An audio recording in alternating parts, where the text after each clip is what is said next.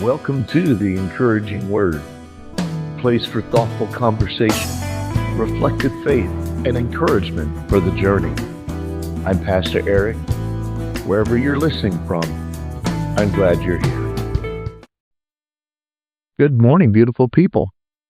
This is Pastor Eric, Associate Pastor at Lyndhurst Baptist Church on the west side of Indianapolis, and Indiana State Chaplain for Broken Chains JC, and this is your encouraging word for today.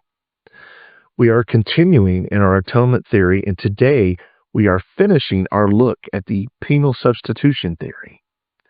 Next week, we will begin to look at the moral influence atonement theory. Today's devotion is entitled, Living from Pardon, Not Fear. Our scripture for today comes from 1 John chapter 4, verse 18. There is no fear in love, but perfect love drives out fear because fear has to do with punishment. The one who fears is not made perfect in love. Fear has a way of shaping how people live, even when they believe they're forgiven. Some fear disappointing God.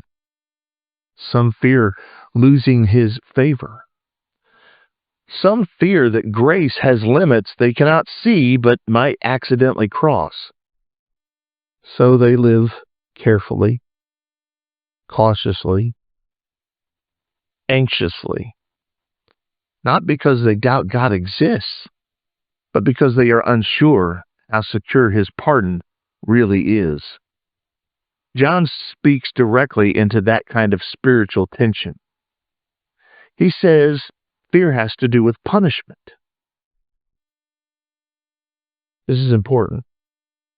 Fear grows wherever punishment still feels possible, wherever judgment still feels unresolved, wherever acceptance still feels conditional. But John says perfect love drives fear out, not manages it, not reduces it, but drives it out. Why? Because punishment has already been dealt with. That is what the penal substitution ultimately gives the believer, not just forgiveness, but security. Not just pardon offered, but pardon accomplished. If Christ has truly borne judgment, if condemnation has truly been removed, then fear is no longer a proper foundation for the Christian life. The church fathers understood that salvation was meant to change not only our standing before God, but our posture towards Him. Isaac the Syrian wrote that the one who truly knows God's mercy no longer relates to God as a slave fears a master, but as a child rests in a father's love. And that shift is everything. Fear obeys to survive. Love obeys because it is safe. The late Timothy Keller often explained that religion says, I obey, therefore I am accepted. But the gospel says, I am accepted, therefore I obey. One is driven by fear, the other flows from pardon. This is important because many sincere believers still organize their spiritual lives around anxiety, trying to stay close enough to God, faithful enough, disciplined enough to remain safe. But the cross does not create probation. It establishes peace. If Christ has borne punishment, then fear is no longer your guardian. Love is. So if your spiritual life feels tense, if obedience feels pressured, if you find yourself constantly wondering whether you are secure, hear this encouraging word today. You are not living towards pardon. You are living from it. And love, not fear, is now the truest response to God.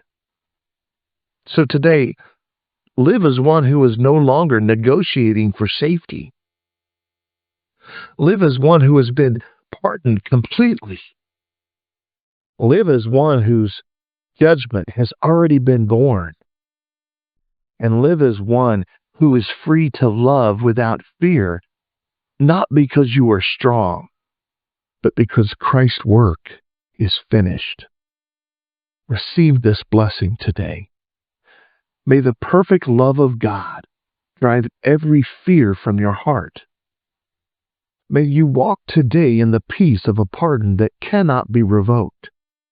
May obedience flow from love and not anxiety.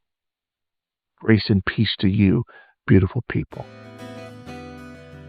Thanks for sharing this time with me. I hope these words have given you space to breathe and something steady to carry with you into the rest of your day. Until next time, grace and peace. People.